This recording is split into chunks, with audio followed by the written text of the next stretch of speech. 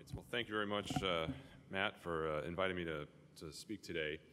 As a brief overview of my competency in this subject, I should tell you where I come from and what I do. So I am a program director of the general surgery residency in Milwaukee, Wisconsin, at the Medical College of Wisconsin. I was the chair, or am the chair, of the Resident Education Committee for SAGES. In the last year, we've actually even changed the name of the Resident Education Committee, the old Res Ed Committee, to now become the Resident and Fellow Training Committee, or RAFT. So as the program director for a general surgery residency, I've now been put in charge of developing EPAs for MIS fellowships. So that makes sense. But it's going to be, I did a MIS fellowship. Prior to my charge as being a program director, I was a associate fellowship director. So I think it's actually a good combination because there's so many different things that overlap, as I'll explain shortly, and there is still this constant battle between residents and fellows and who's doing what cases and how this is going to be balanced. And so I think I actually can approach this from a relatively good direction. I'll let you be the judge of that. So my disclosures, which have absolutely nothing to do with what I'm going to talk about today. So some of the objectives that I want to talk about. I want to define the need for a new curricula in MIS fellowships. There are multiple MIS fellowships, which I will go over shortly, and we have multiple curricula that need to be developed for them. I'm going to discuss sort of what we've got worked out right now as what I feel is going to be an interim system for determining the competence in MIS fellowships, and then discuss the goal product ultimately, which is going to sound a lot like what Dr. Hunter just described for residents, I think. So just a quick overview if you're not familiar with the world of MIS fellowships, although here at SAGES I feel that most of you probably are.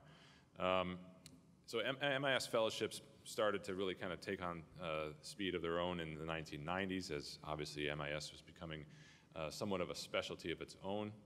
The Fellowship Council was formed to basically, as Dr. Swanstrom and others wrote about, to bring order to the chaos. So basically there was no match. It was literally, most of these fellowships were apprenticeships. And so the Fellowship Council, the analogy of the Fellowship Council is that of the ACGME. It oversaw the accreditation of different fellowships, but it did not certify specific fellows. And today there are over 150 fellowships, and so it has really grown as SAGES and other organizations have as well. So what does the landscape look like for MIS programs? There are 54 advanced GI MIS programs, so that represents the majority of what people would consider to be MIS fellowships. There are 31 combined advanced GI and bariatric programs. There are 2 advanced GI and flex endo programs, and then there's even one that combines all 3 of those. There's one advanced GI, MIS, and foregut program. But basically, of the 168 total Fellowship Council programs, 53% of them are MIS programs. The Fellowship Council also represents some thoracic programs, some colorectal programs, hepatobiliary. So, but for the most part, just a slight majority of them are MIS programs. So the criteria to graduate your MIS program is, like we're just talking about, is based on case numbers. You have to do 150 laparoscopic cases. And how those are broken down is very vague. It depends on whether or not you are doing an MIS or bariatric. For bariatric, you have to get 100. There can't be a large amount of hernia. So we're basically, it's a little bit of a free-for-all, if you will. So the Fellowship Council also has put together a curriculum for what it means to have a MIS fellowship and what it means to be an MIS fellow and what you're supposed to go through. You have that 150 case requirement. So that's what the Fellowship Council is doing. SAGES, on the other hand, we've felt that from SAGES' standpoint, we need to be the ones that are giving out a certificate to individual fellows. And we've been doing this for a number of years. SAGES has an MIS certificate program. It hasn't been probably as well advertised as it should have been or it could have been, but there is a certificate that, that fellows can get, and it basically states that you have met these criteria, which I'll go over in a second, from an accredited fellowship program, much like the analogy of what the American Board of Surgery does for residents. So this is a quick example of what the curriculum looks like. It's broken down into various disease states and organ areas. So here's a snapshot of what stomach and duodenum looks like. You can see there are objectives, there's content, and then there are procedures tied with those. For stomach and duodenum, you can imagine there are things like a Nissen. You could argue that's also esophagus, but basically a number of different anchoring procedures, if you will. It doesn't quite give you anything like what SCORE curriculum does for the general surgery resident, but it does give an outline of what you should sort of track along to get your background education as a fellow. None of this stuff, though, for the MIS programs is something beyond the level of what a general surgery resident should be able to attain. It's not like a general surgery resident isn't going to be tested by the board on stomach diseases and esophageal and reflux diseases. So it's just another way to sort of refresh what they've just finished in their 5 years of general surgery. So to go back to that SAGES requirement, that SAGES certificate, these are all the things that they need to accomplish in order to get that certificate. They need to be a full SAGES member. So what that means is that they need to have passed they need to be board certified in surgery from the American Board of Surgery. And they have to have gone through the process to become a full SAGES member, not a candidate member. There's a survey that their fellowship program director has to fill out. They have to turn in a case log. They have to show that they've done some academic work. They have to show that they've presented an abstract at a meeting. It doesn't have to be SAGES, although of course we would like it to be SAGES. And they have to have attended a major meeting during their fellowship. FLS is required, FES is required, and of course that is going to very shortly be part of their general surgery certificate. And FUSE is optional but highly encouraged. So that's what it takes right now to be certified, a certified MIS surgeon. It doesn't really do anything to do with EPAs as we've just learned about, not directly anyway. So it relies on individual programs to put their fellow through the didactics, through that curriculum. It has that case number requirement, and there is that MIS certificate for the last couple of years. So that's the current status. What are some of the problems with that? Well, there's a heterogeneous group of fellowships. As I showed you in the previous slide, there are multiple different parts of MIS fellowships. There are some that are more bariatric heavy, some more foregut heavy. And so how do we determine, how do we state, if you go 2 years after fellowships and you apply for a job and you go to your credentialing committee and you say, I completed an MIS fellowship, what does that mean to that credentialing committee? What cases are you able to do? Does that mean you can do bariatrics? Does it mean you can do Nissens? Does it mean you can do complex abdominal wall reconstruction? So that's one of the concerns that we have, that we need to make sure that certificate means the same thing for everybody. So what does MIS mean? What does it mean? I mean, it's more than just a set of 5mm instruments and staplers and energy devices. It's a skill set. It's proficiency in advanced laparoscopic techniques, instruments, and approaches for GI diseases. It's a competence in endoscopy. It's a competence in perioperative care pathways for MIS operations. The diseases typically fall into these clusters of categories: foregut, bariatric, abdominal wall hernia, endoscopy, biliary, which could include gallbladder. And then there's a somewhat of a little bit of a catch-all, which is colon, solid organ, more complex hepatobiliary, and even thoracic. And the goal would be to get additional expertise beyond the core residency training. And as we just showed in both the previous talks, the level of competence and the level of independence may be beyond what is attainable in a 5-year residency. And the goal, of course, is to have better patient care for these diseases and the operations. And to do this somewhat graphically, I try to show this that if you consider the foundation of what a surgeon has is their general surgery residency. There's obviously different programs around the country have strengths and weaknesses, but for the most part, it's a pretty consistent group. If you've done a general surgery residency, you should be able to do certain procedures, and that's pretty well understood.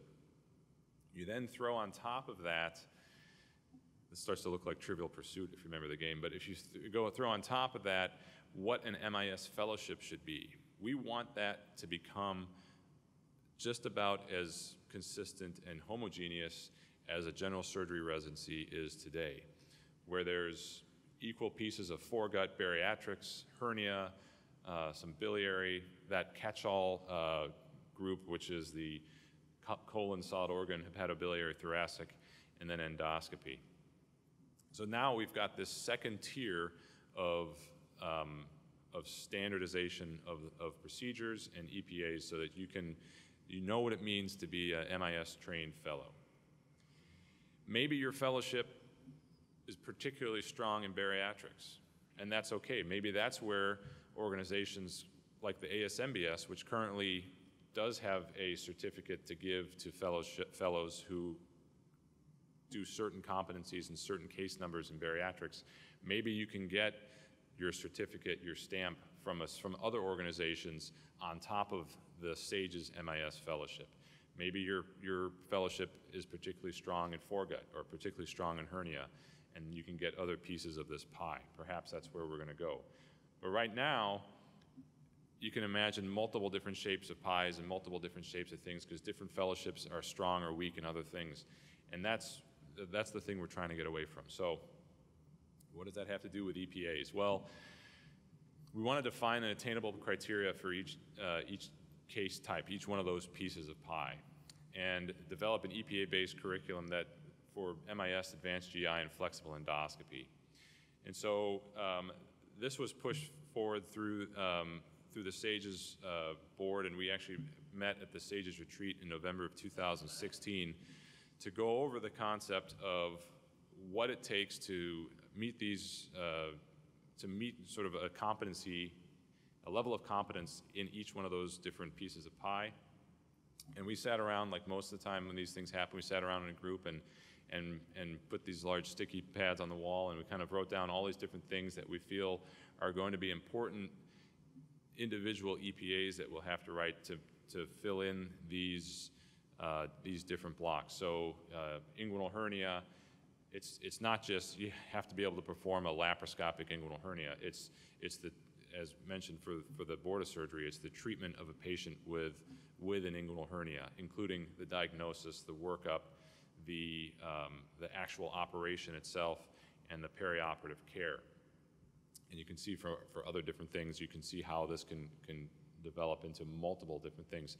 Foregut would be not just show us that you can perform a Nissen, although a laparoscopic Nissen will be a procedural-based EPA, but there will be the workup and diagnosis and treatment of gastroesophageal reflux disease, which may not even include an operation. It may include medical management at that point. So, for example, like I just mentioned, for GERD, it would be the history, the physical, the workup, the pre-op evaluation, some sort of procedural assessment, and post-operative care. Now, the system currently relies on program directors in surgery and program directors in fellowships to basically sign off on each individual learner to say that, yes, either by my own eyes witnessing it or through my faculty, we think that this person is competent in doing inguinal hernias.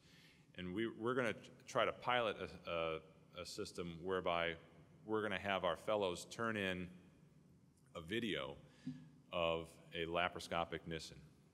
And it's going to be, whether it's crowdsourced or whether there are certain people who are assigned to review each one, but we're going to be reviewing them, and we're going to say that based on the fact that this, we have to get the attestation by the program director of the fellowship that that person actually did the case. But if this is truly the fellow operating, we're going to watch it, and we're going to see, we're going to basically do a check ride. Is this person competent in performing a Nissen fundoplication? Was there a time when an attending had to come in and take over? And is it safe, and is it a geometrically appropriate Nissen, and that type of thing? So we're going to we're going to wander down that road and see how it goes. This is all going to be a pilot. There's a lot of logistics that still have to be worked out, as far as even just how to get the videos uploaded, who's going to be reviewing them, and what this means. But maybe it means, what we're hoping it means, is that it doesn't, you can't just say you've got to do 30 Nissens and then you're good to go.